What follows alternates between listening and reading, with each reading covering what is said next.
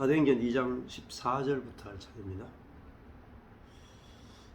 사도행전을 이제 읽어본 데 있어서 사도행전이 중요합니다. 왜냐하면 예수님 이후에 예수님이 십자가에 죽고 부활하고 승천한 이후에 그 복음을 받아들인 제자들과 또 교회가 어떤 식으로 신앙생활을 했는가, 어떤 식으로 삶을 살았는가, 그거를 이제 면밀하게 볼 수 있는 것, 그 역사적 기록은 사도행전이 유일해요. 물론 이제 서신서라든지 이런 것들 읽어보면은 간접적으로 이제 초대교회 성도들이 어떻게 생활했는가를 알 수가 있죠. 그러나 직접적으로 볼 수 있는 것은 사도행전입니다. 그래서 우리가 갖고 있는 신앙이나 모습들이 성경에 비추어서 비슷한가 아니면 다른가 하는 것들의 기준은 사도행전이라고 볼 수가 있어요. 그래서 사도행전을 이렇게 잘 보시면 되게 중요한 내용들이 나옵니다. 자, 2장 13절까지 2장 1절에서 13절은 오순절 날에 성령이 생명의 성령이 부활의 성령이 새 창조의 영이 새 마음으로 제자들에게 오셨다 하는 게 사도행전 2장 1절에서 13절입니다. 그러니까 사실 이때부터가 뭐냐면은 신약 시대의 시작이에요.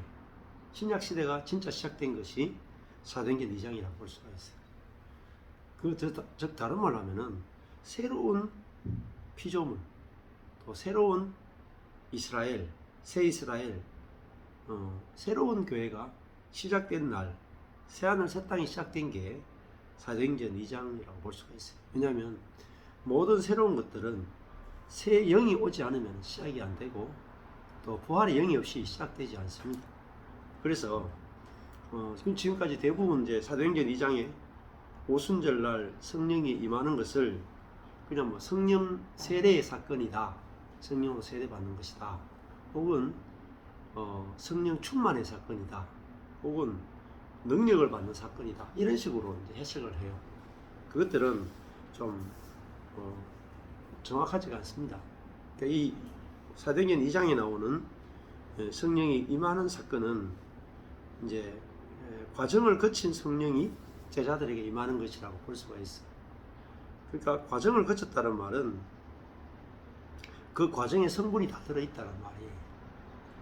그러니까 예를 들면은 산삼이 왜 좋겠어요? 인삼과 산삼이 있는데 인삼은 과정을 안 거쳤거든요. 그러니까 이 덜에서 검은 천을 씌우고 인위적으로 햇빛을 가리고 그 둔덕을 만들어서 거기다가 이제 삼을 심어가지고 사람이 인위적으로 재배를 한단 말입니다. 그렇게 하니까 삼들만 이렇게 딱 재배해요. 그럼 어떻게 되겠어요? 삼들만 재배하면 어떤 문제가 생기냐면은 벌레들이 오잖아요. 한 종류만 있으면 아주 집중적으로 벌레들이 갉아먹어요. 그래서 그 벌레를 잡아먹기, 죽이기 위해서 농약들을 막 친다고, 인삼은. 그리고 또 인삼이 빨리 자라도록 인위적으로 비료나 이런 걸 막 준다면, 그러니까 뻥튀기처럼 팍 키운다면, 농약 주죠, 뻥튀기처럼 튀겨내죠. 이러니까 그 긴 기간 사람이 손대지 않고 자연이 주는 그런 에너지와 힘과 오래 견딤과 뭐 이런 것들을 봄, 여름, 가을, 겨울을 거치고 하면서 몇 년을 거쳐요? 수십 년을 거치고 심지어는 100년을. 근데 인삼은 몇 년이 제일 좋아요? 6년간 6년밖에 안 돼. 그러니까 6년의 에너지밖에 축적이 안 돼 있다. 그거 하고 산삼은 수십 년의 것들이 들어있는데 그 산삼은 농약도 안 들어가죠. 그러고 인위적인 비료를 안 쓰죠. 그러니까 오로지 땅에 있는 비타민, 땅에 있는 무기질을 그대로 다 빨아들입니다. 그러니까 그 산삼에는 그런 과정이 다 들어있는 거예요. 과정. 아, 진짜로 땅에 비타민이 있어요. 땅에 비타민이 있죠. 있어요. 땅에 있는 비타민이 진짜 비타민이지. 아 정말요? 비타민과 무기질. 그러니까 그 땅에 철분, 칼륨, 칼슘 이런 게 딱 들어있잖아. 그런 것들을 이제 땅에서 뽑아 돌리면 식물이 그걸 먹고 식물 안에 그것들이 축적되고 또 식물도 안에서 비타민을 만들어내잖아요. 그러면은 그 땅에서 만들어진 비타민과 무기질을 먹어야 많은 양의 비타민과 무기질을 먹을 수 있다. 그러면은 인삼 한 뿌리 먹는 거하고 산삼 한 뿌리 먹는 거하고 가격이 차이가 어마어마하게 많이 나요. 그 가격은 그 안에 성분 때문이에요. 먹어보면 효과도 달라. 그러니까 오순절 사도행전 2장의 성령과 구약에 있는 성령은 달라요. 구약에 있는 성령은 인삼 성령하고 비슷하다.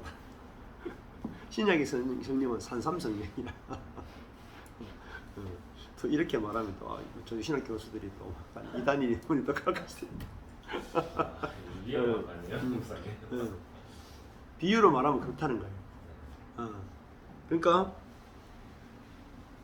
구약의 성령은 십자가를 거치지 않은 십자가가 없죠. 구약에는 잘 생각해봐요. 구약 때 십자가가 없죠. 구약 때는 부활도 없어요. 구약 때는 승천도 없어.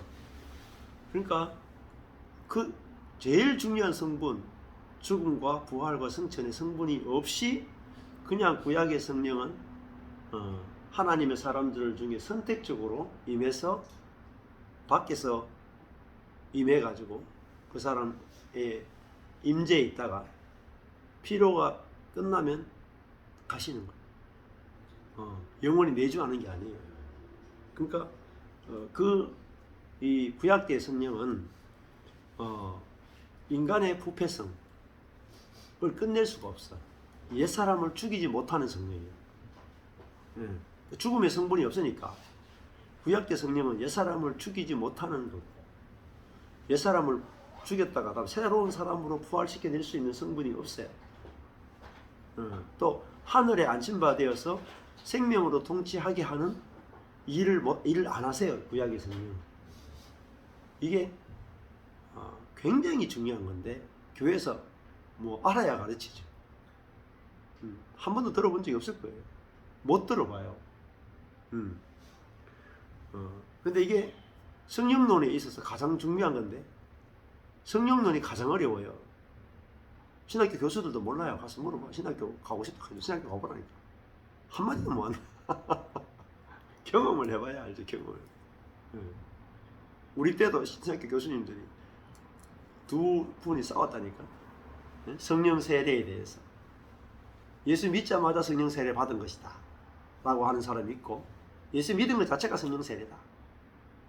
또 그게 아니고 예수 믿다가 성령의 강력한 능력을 경험하거나 그런 신비적인 걸 경험하거나 방언을 경험할 때 그게 성령 세례다. 이렇게 해서 논리적으로 막 싸우는 이런 일들이 있었어요. 근데 둘 다 아니올시다. 둘 다 아니올시다. 정확하게 못 잡은 거. 그러니까 성령론이 가장 많이 오해되어 있고 가장 어렵고 가장 체험이 힘들어요. 왜냐하면 오순절의 성령은 생각만 해보면 알아요. 오순절의 성령하고 사복음서에 임하는 성령이 달라요.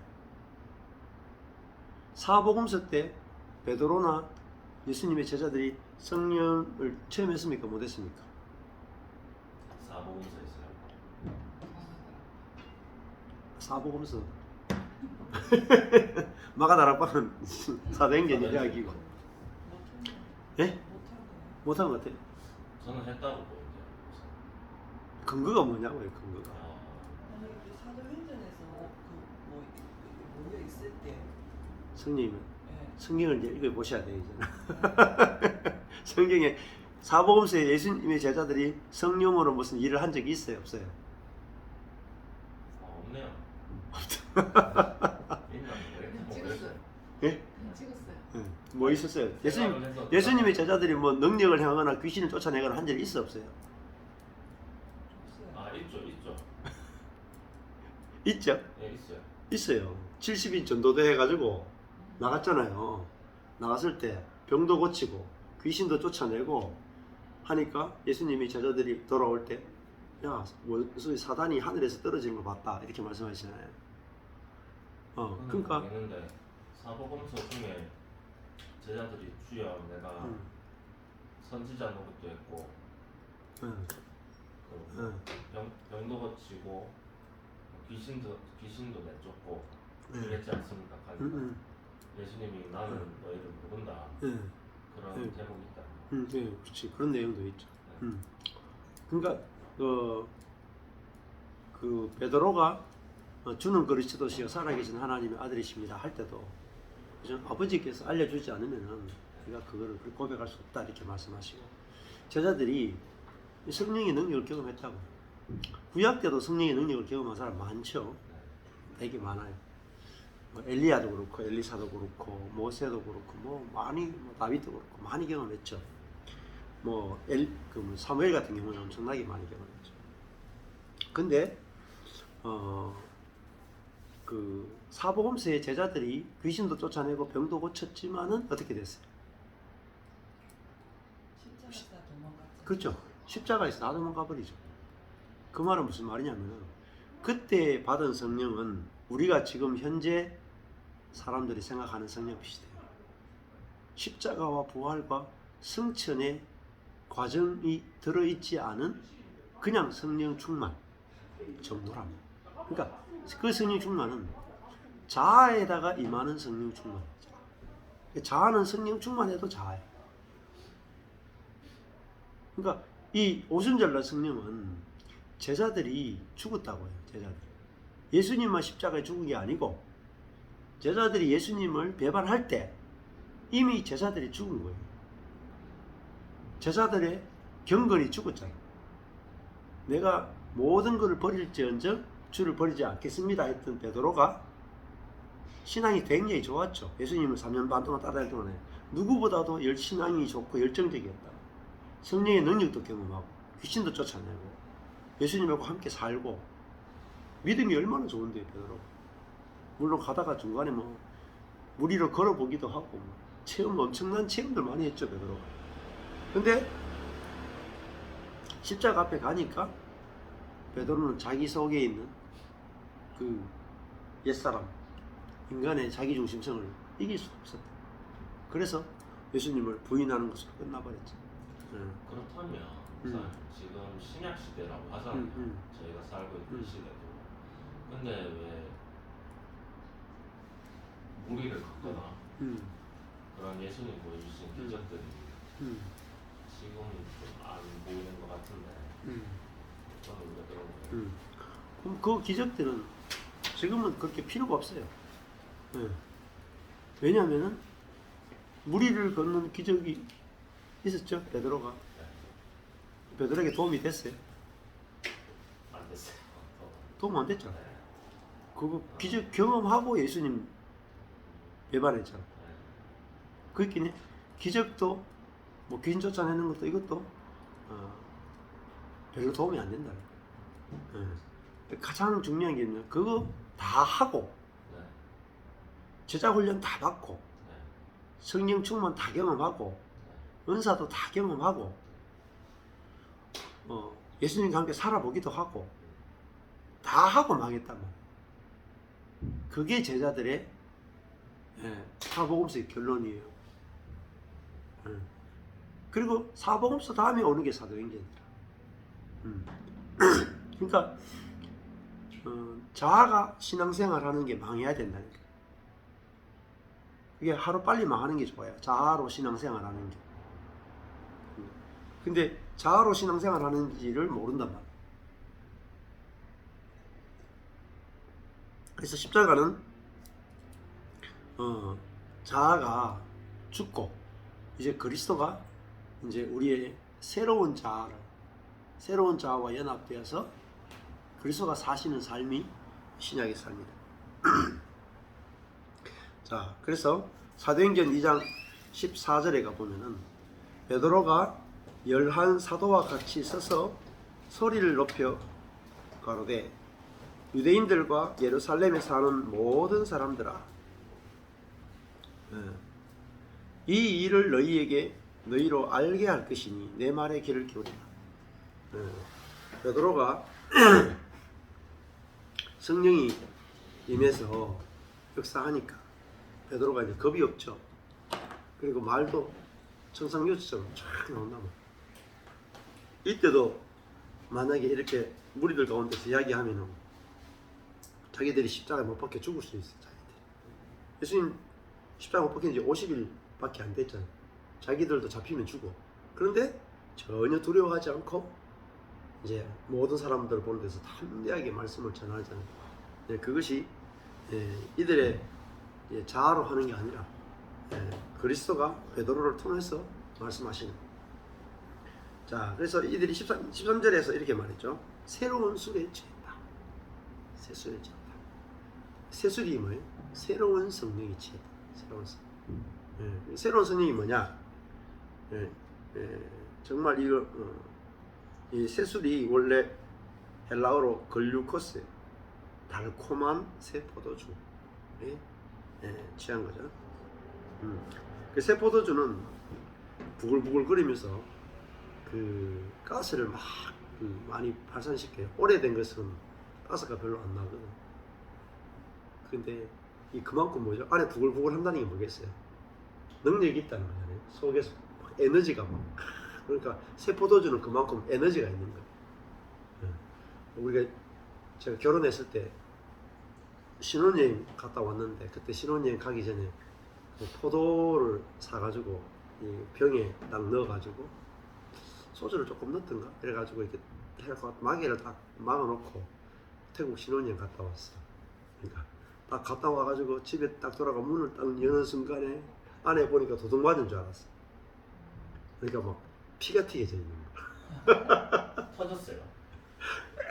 그래가지고 신혼방인데 침대에다가 새 이불을 다 깔아놨는데 그 위에 이렇게 올려놨었는데 그 위에 거기서 빡 터져가지고 포도주 온 방에다. 근데 그때 마침 포도가 있어서 왜 그렇게 만들어 놓았지? 네, 그래가지고 갔다 와서 이제 우리 이제 신혼여행 갔다 와서 포도 잔들 가지고 그랬던가 봐요. 그래가지고 그 썼던 그 친구가 보니까 이렇게 약간 그 포도주 묻어가지고 다 세탁하고 막 그랬던 기억이 나거든요. 그러니까 새 포도주는 안에 폭발력이 강해요. 굉장히. 그러니까 새 영은 묵은 포도주는 뭐 맛은 좋을지 몰라도 이게 그 힘이 별로 없다고. 근데 새 포도는 막 힘이 있다고. 그리고 그러니까 사람들이 가만히 있지 못하는 거죠. 막 튀어나가는 거죠. 너무너무 좋아가지고. 자, 15절에 때가 제 3신이 너희 생각과 같이 이 사람들이 취한 것이 아니다. 3시니까 뭐 얼마 됐겠어요?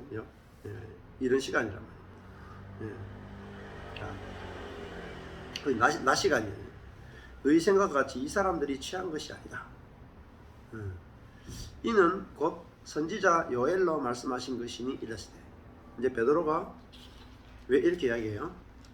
앞에도 보면은 그 제자를 뽑을 때도 시편을 인용해서 말씀을 하고, 지금 여기서도 요엘서를 인용해서 말씀을 하죠. 그러니까 베드로가 이제 뭐죠? 구약 성경에 대해서 막 열려붙는 거죠. 구약 성경이 예수 그리스도를 말하는 것이구나 하면서 구약 성경을 보는 관점이 완전히 열려가지고 그냥 입에서 막 말씀이 나오는 거예요. 말씀. 그러니까 우리가 자아로 성경을 공부하는 거하고 성령이 우리를 통해서 말씀을 깨닫게 하는 것 달라요. 그러니까 이게 완전히 다른 세계야. 그러니까 베드로가 지금 배운 것도 없죠. 성경을 뭐 구약 성경을 많이 읽었겠어요. 그런데 한 번만 봤던 내용도 입에서 막 나온단 말이에요. 그래서 이제 생명의 성령이 이제 베드로를 통해서 이제 말씀하시는 거죠. 그래서 성령이 어떻게 베드로에게서 이제 이렇게 잘 흘러나오느냐, 잘 흘러나오느냐, 막힌 게 없어 버려요. 막힌 게. 뭐가 막혔어? 전에는 자아가 막혔다만 내가 하겠습니다가 있어. 다른 사람은 다 버릴지언정 나는 안 버리겠습니다. 나는 있었다. 나는. 지금은 그 나는이 깨졌다. 그래서 나는 할 수 없습니다. 확실히 한 거죠. 그러니까 자기는 가만히 있으니까 성령이 흘러나온다. 성령. 그러니까 성령이 말씀을 깨닫게 하고, 성령이 말씀을 생각나게 하고, 성령이 말씀을 증거하는. 주체가 바뀌었다. 그래서 저도 요즘 아내랑 가다가 그런 얘기 자주 하는데, 옛날 같았으면은 제가 이런 사역을 못해요. 조금 전에 증인이 와서 봤겠지만, 조금 전에 뭐 아내 태우고 저기 공부 가르치는데, 이제 저 램프에 갔다가 다시 여기 와가지고 나무를 하고 뭐 이렇게 약초하고 이런 거 해가지고 앞에 화단 가꾼다고 한두 시간 열심히 하고 여기 돌아가지고 말씀 바로 하잖아요. 준비 안 하고 하잖아요. 옛날에는 이런 사역을 할 수가 없었어요. 그러니까 주일날 설교, 제가 전반기에는 12년 동안 설교하면서 주일 설교하려면은 토요일 꼬박을 써야 돼. 토요일 꼬박 말씀 준비를 해야 돼. 그리고 주일날 말씀 준비한 거가 있어야 주일날 말씀을 드려요. 근데 준비한 게 없으면 주일날 말씀을 못 전하는 거예요. 그래서 토요일만 되면은 내일 무슨 말씀을 전할까? 하루 종일 이렇게 고민하고 생각하고, 그래가지고 뭐예요? 생각 속에서 짜내잖아. 생각 속에서 묵상하잖아. 생각이 만들어내잖아. 그러니까 해도 별로 능력도 없는 거야. 별로 생명이 없는 거야. 생각을 전하니까. 내가 준비해야 되는 거야. 내가 주체가 난 거야. 주체가. 근데 그게 아니구나. 주체가 내가 아니구나. 내 안에 그리스도가 나를 통해서 말씀하시는 거야. 근데 이게 이제 알아지고 나면은 이제 말씀을 볼 때도 내가 보는 게 아니라 내 안에 그리스도가 나를 통해서 말씀을 보는 거야. 그러면은 말씀이 쉬워지고, 말씀을 깨닫는 것도 쉬워지고 전하는 것도 쉬워진다. 그리스도가 아시니까. 자, 그래서 이 베드로가 아주 별거 없는 사람이죠. 그래서 2장 7절에 뭐라 그랬어요? 이 말하는 사람이 다 갈릴리 사람이 아니냐. 갈릴리 사람이라 하는 것은 이 당시에 유대 사람들, 남쪽의 남유다, 그리고 남유다 안에 있는 그 예루살렘 사람들이 굉장히 종교적이고 굉장히 말씀을 연구 많이 한 사람들이거든요. 정통 유대인들은 다 유대에 있고 그 중에도 예루살렘에 모여 있었어요. 근데 저 위에 있는, 우리나라로 치면은 서울에 다 모여 있는데 여기는 저 함경북도 막 있는 무릉청진 이런 완전 촌사람들이야. 근데 촌사람들이 와서 지금 베드로도 뭐 말씀도 배운 적도 없고 이런 사람들인데 막 입을 열면은 막 말씀이 막 해방이 되는 거야. 17절에 하나님이 가라사대 말세에 내가 내 영으로 모든 육체에게 부어주리니. 자, 여기 보면은 말세에 그랬죠, 그죠? 종말 안에. 종말이 뭐냐면은, 종말이라 하는 것은 어떤 시대가 끝난다는 말이에요. 종말이라는 것은, 그죠? 어떤 시대가 끝난다. 그럼 뭐가 끝나겠어요? 옛 세계가 끝난다. 구약의 세계가 끝난다. 그게 말세. 그러니까 옛 하늘, 옛 땅이 끝나고 새 하늘, 새 땅이 시작되는 게 말세. 이 말세에, 그러니까 이게 요엘서 예언이잖아요. 요엘이라는 선지자가 말세가 되면은, 즉 말세는 뭐죠? 예수님이 오실 때, 또 사도행전이 시작될 때, 이게 말세라. 말세에 맞죠? 내가 내 영으로 모든 육체에게 부어주리니, 그 사도행전이 언제예요? 말세라고. 말세. 말세에 내가 내 영으로 모든 육체에게 부어준다.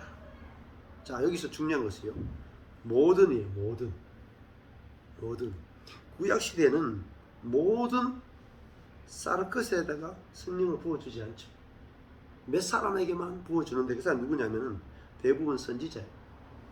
제사장이나 가끔, 제사장은 가끔, 대부분 선지자에게 기름이 부어져요. 그 선지자들이 하나님 말씀을 대언하는 거예요. 근데 예수님 오실 때가 되면 어떤 일이 벌어지냐면은 모든 육체에 성령이 부어지는 시대야. 다르죠? 그러니까 성령 세례나 성령의 은사나 하고 다르잖아요. 그거는 몇 사람에게만 부어지는 거잖아요. 이 영은 모든 사르크스에게 부어지는 성령이다. 그러면 어떻게 되느냐? 모든 사르크스 육체에게 부어주더니 너희의 자녀들은 예언할 것이요. 그러면 모든 사람이 뭐가 돼요? 예언자가 된다.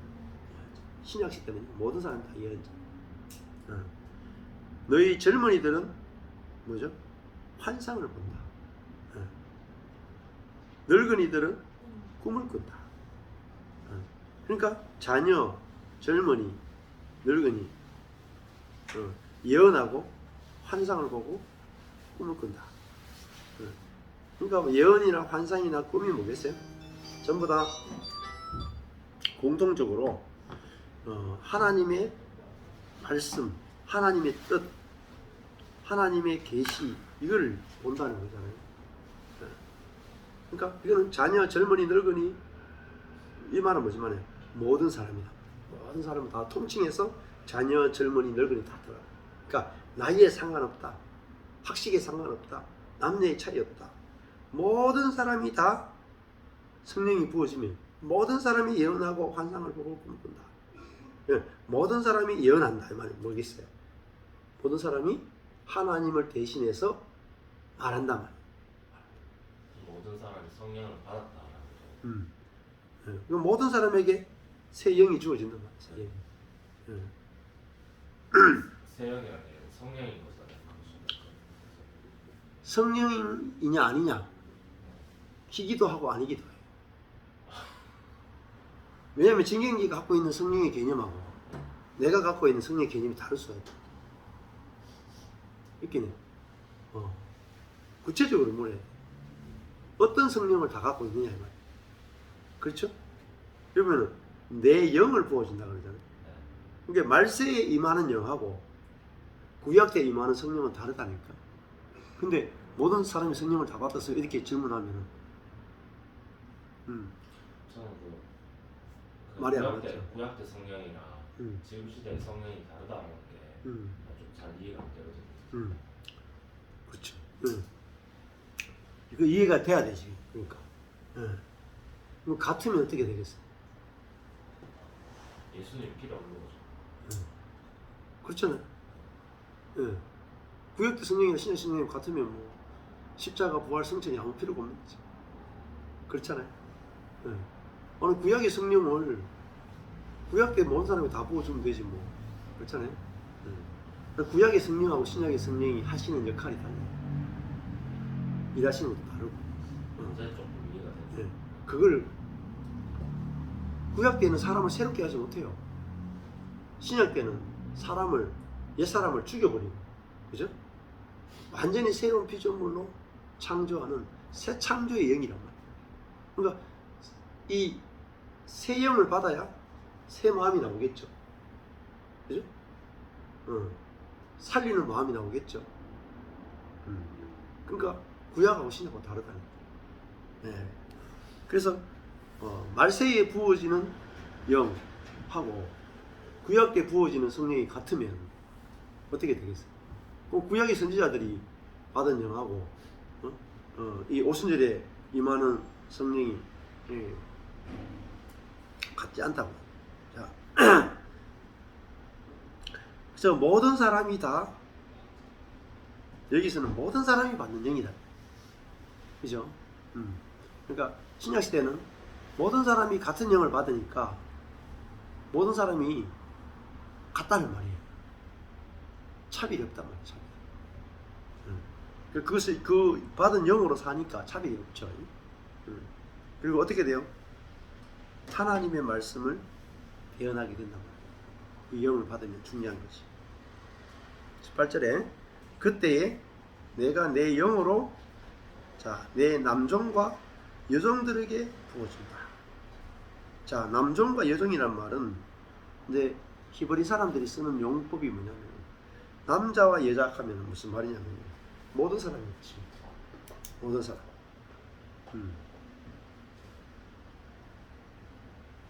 하늘과 땅 하면 뭐겠어요?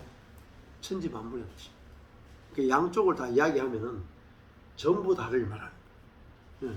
자, 머리부터 발끝까지 가는 게 뭐겠어요? 머리 사람의 머리와 발 이러면은 몸뚱아리 빠지는 게 아니고 머리 발 하면 몸뚱아리 당연히 들어가는 거예요. 전부 다를 말하는 거예요.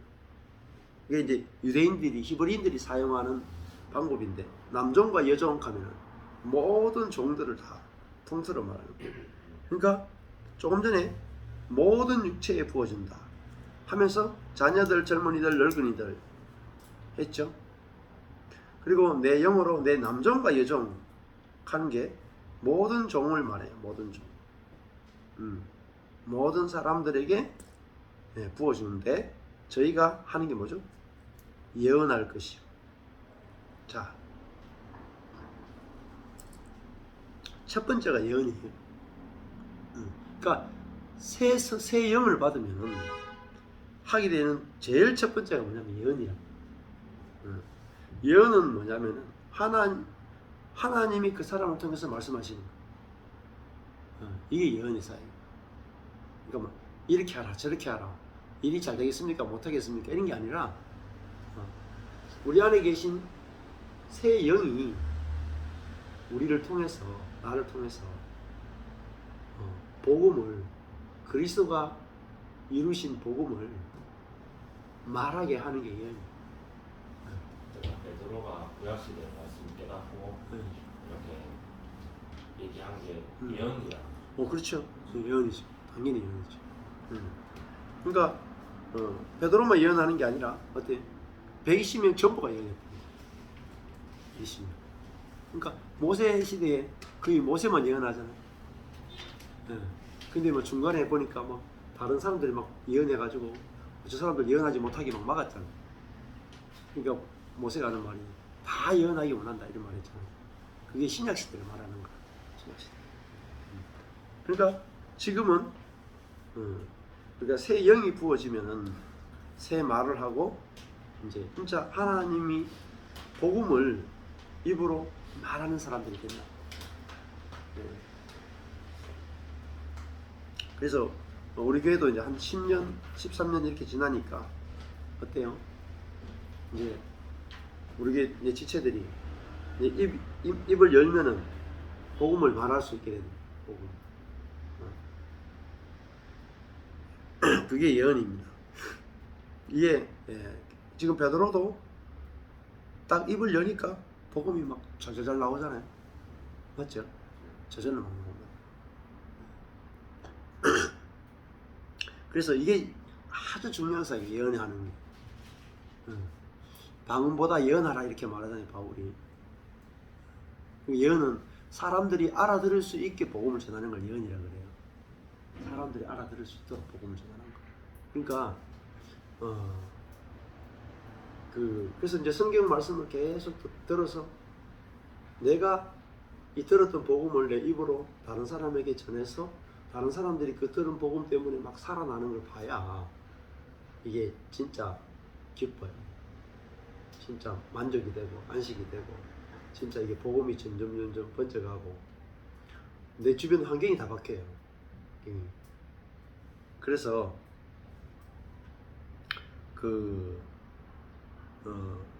앞에 아까 전에 우리 집사님 돌아오실 때 그 이렇게 돌로 이렇게 만들어 놨는데 거기 안에 그 뭐죠? 돌나물이 이렇게 있어. 돌나물은 그것도 번식력이 엄청 강하거든요. 돌나물 하나 탁 던져 놓으면은 걔가 쫙 이렇게 번져간다고 이렇게. 자기 주변을 다 돌나물로 다 바꿔버려. 그것처럼 내가 이 복음을 들어서 지금 베드로가 오순절날 성령이 임하니까 많은 사람들이 모인 데서 말씀을 전해. 이 사람들이 다 이 복음을 이제 받아들이게 되면 전부 다 내 주변 환경이 다 복음을 누리는 사람들이 되죠. 그러면 내 삶이 그 사람들과 교통을 하면은 하나님 나라가 거기서 느껴지는 거예요. 그래서 나만 이렇게 듣는 게 아니라 내가 내 안에 있는 성령으로 말미암아 내 입을 통해서 복음을 이렇게 말할 수 있게 되는 게 되게 중요해요. 그래야 내가 말할 수 있어야 내 속에 진짜 복음을 아는 거예요. 말할 수 없으면 사실은 잘 모르는 거예요. 표현을 못한다.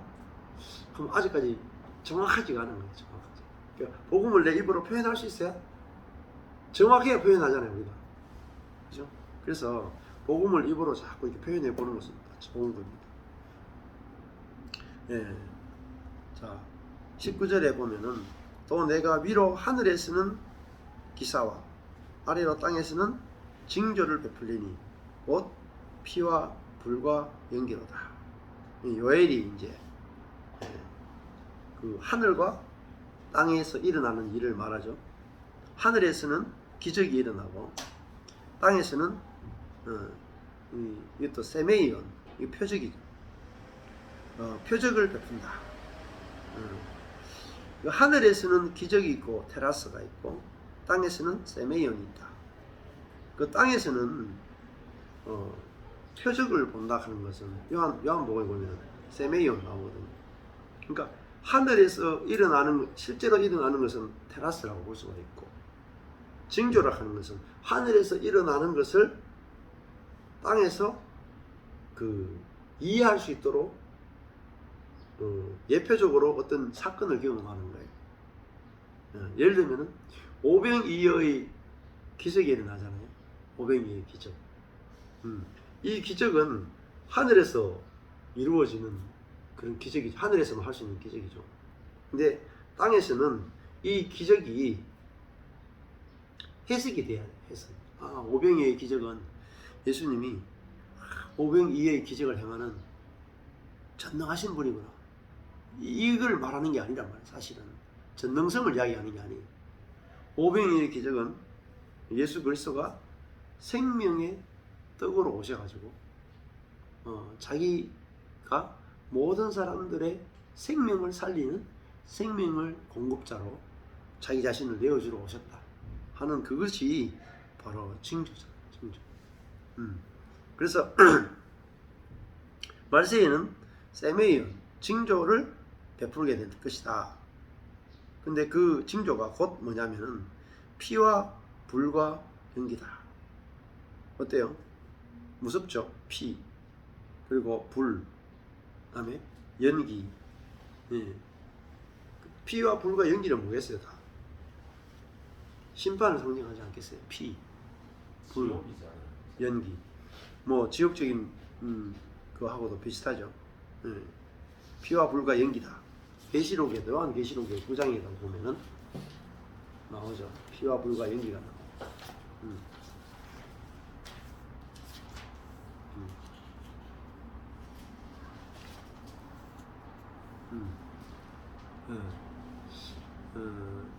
요한 계시록 9장 18절에 보면 세 가지 재앙이 나오는데 저희 입에서 나오는 불과 연기와 유황을 인하여 사람의 3분의 1이 죽임을 당하더라. 이렇게 나와요. 그래서 그 말들, 말과 그 탄자들이 나오는데 그 말의 입에서 불과 연기와 유황이 나오는 거예요. 그러니까 불과 연기와 유황은 다 심판을 상징합니다. 그래서 제가 요한계시록을 잘 이렇게 정독을 했다고 읽어본 게 없어요. 있는데 여기서 9장 18절에 보니까 사람 3분의 1이 죽임을 당하니라. 네. 이걸 어떻게 봐야 돼요? 그래서 네. 그냥 숫자적으로 보면 좀 안 될 것 같은데. 네. 그렇게 그건 나중에 하고. 응. 응. 그 앞에 보면 또 3분의 1 또 나온다고. 네. 네. 그러니까 이 죽임을 당한다는 게 그 결국은 사망을 말하거든요. 네. 그러니까 죽임을 당한다. 아까 전에 피와 불과 연기 나오잖아요. 네. 피와 불과 연기. 그러니까 이 피와 불과 연기가 19절에서 그 나오는데 여기 보면 9장 요한계시록 9장 2절에 보면은 저가 무저갱을 여니 그 구멍에서 큰 풀무의 연기 같은 연기가 올라오며 해와 공기가 그 구멍의 연기로 인하여 어두워지며 아까 전에 무저갱 결국 지옥과 같은 거죠.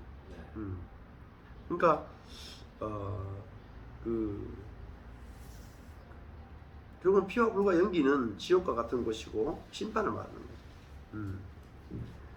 그러니까 예수님이 이 땅에 온 것은 뭐겠어요?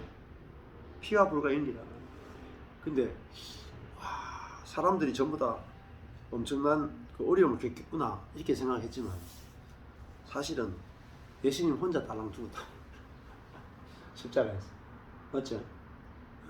이런 걸 잘 봐야 돼요. 야, 말세에 피와 불과 연기가 이렇게 임한다 했는데 이게 누구에게 임했느냐? 예수님께 임하는 거예요. 그러니까 예수님을 죽이려고 하는 그 사람들에게 임해야 되는데 그 심판이 피와 불과 연기가 예수님께 임해가지고 예수님이 십자가에서 심판을 받고 다 죽었다. 자, 그래서 20절에도 보면 주의 크고 영화로운 날이 이르기 전에 크고 영화로운 날이 이르기 전에 이게 이제 마지막 날이겠죠. 주의 크고 영화로운 날이 이르기 전에 해가 변하여 어두워지고 달이 변하여 피가 되리라. 여기 피가 나오죠. 다시 달이 피가 된다. 해가 변하여 어두워진다. 진짜 이럴까요? 해가 어두워지면 어떻게 되겠어요? 네? 밤만 될 정도가 아니고 다 얼어 죽어버려요.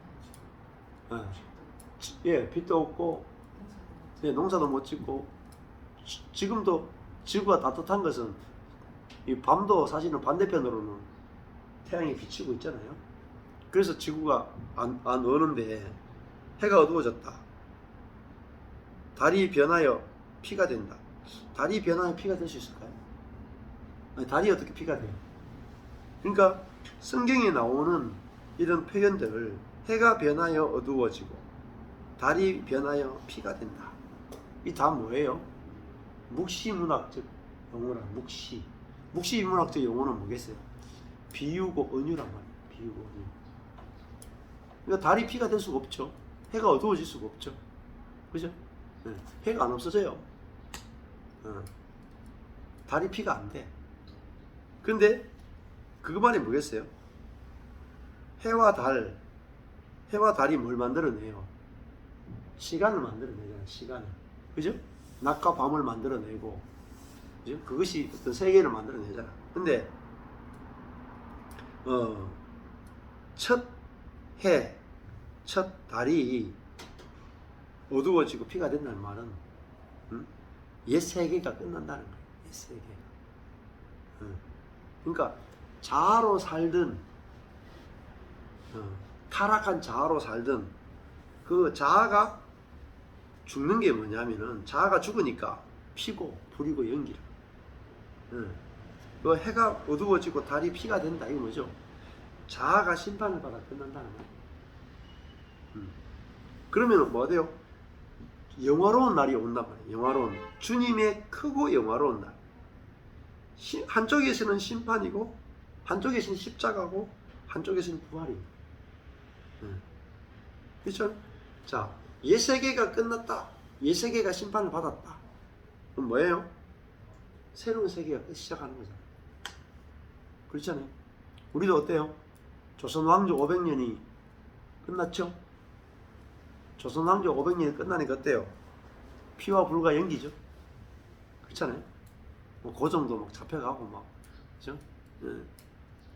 아무도 일본 사람들이 와서 아무도 칼로 아주 난자해가지고 불로 해가지고 죽이고 막 이런 일들이 일어났잖아요. 그러니까 그거를 표현할 때 뭐라 그러겠어요? 조선왕조 500년 마지막에 해가 변하여 어두워지고 달이 변하여 피가 됐다 안 하겠어요? 그죠? 그런 거란 말이에요. 한 시대가 끝났단 말이에요. 한 시대. 그러니까 아담으로 말미암아 선악과를 먹고 타락했던 그 해와 그 달이 만들어내던 세계가 끝났다 말이에요. 자아로 살던 옛사람으로 살던 그 세계가 그리스도의 십자가의 심판으로 말미암아 예수가 죽을 때 심판받을 때 다 심판받고 끝났다. 이걸 표현하기 위해서 이런 표현을 쓴단 말이에요. 그래서 종말의 날, 말세에 이런 단어를 썼고 17절에 20절에 주의 크고 영화로운 날 이런 표현을 썼다. 이 날이 구약의 선지자들이 늘 뭐냐면 날이 이르리니 계속 날을 이야기합니다. 그 날이 뭐냐? 이 십자가와 부활과 승천과 성령 강림의 날. 이게 옛 세상이 끝나는 날. 그러니까 옛 세상이 끝나니까 뭐죠? 심판이죠. 그죠?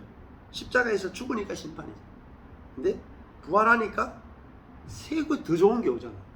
더 좋은 거. 그러니까 이 십자가는 반드시 와야 되는 거야. 그렇잖아요. 조선시대가 좋아요? 지금 자유대한민국이 좋아요? 조선시대 가면요, 이제 여자분들 어디 여기 앉아 있겠어요? 교회도 못 들어온다. 여자분들은 도로지도 없다. 근데 지금 시대가 조선왕조 500년이 끝나는 것이 어두워지고 피가 됐지만 더 좋은 세계가 왔잖아요. 그러니까 십자가는 조선왕조 500년을 끝내는 거라. 그리고 자유대한민국으로 정말 시작되는 날이니까 그래서 주의 크고 영화로운 날이에요. 이제 진짜 옛 세계를 끝나지 않고는 새 것이 올 수 없다. 그래서 이제 이 새 날이 온 거죠. 그래서 뭐라 그래요? 21절의 결론이 누구든지 주의 이름을 부르는 자는 구원을 얻는다. 이 말세에 여러분들이 이제 베드로가 하는 말이 주의 이름을 부르는 자는 구원을 얻는다. 그러니까 이 새로운 날에 들어가려면은 자기 힘으로 끝나고 자기 힘으로 부활할 수가 없죠. 주의 이름을 부르는 자. 그러니까 구원은 받아야 되는 거지 내가 나를 구원할 수 없다. 그래서 우리가 구원을 이 패역한 세대에서 구원을 받기 위해서는 그리스도와 연합되지 않고는 끝날 수도 없고 새로 시작할 수도 없다. 그래서 주의 이름을 부르는 자는 구원을 받는다. 구원은 결국은 악과 고난으로부터 해방되는 그 구원을 받게 된다. 그것은 이제 주의 이름에 달렸다. 주의 이름. 주의 이름이 뭐예요? 예수. 예수가 뭐예요? 구원하는 자, 구원자. 그러니까 나는 구원 받아야 되는 존재입니다. 그래서 그걸 아는 사람은 부르게 돼 있어요. 그래서 이 구원이란 말도 너무나 많이 오염되고 오해가 돼 있고 이 쪼그라들었어요. 그래서 이 구원의 개념을 확 넓히는 게 필요해요. 자, 여기까지 하고 잠시 쉬겠습니다.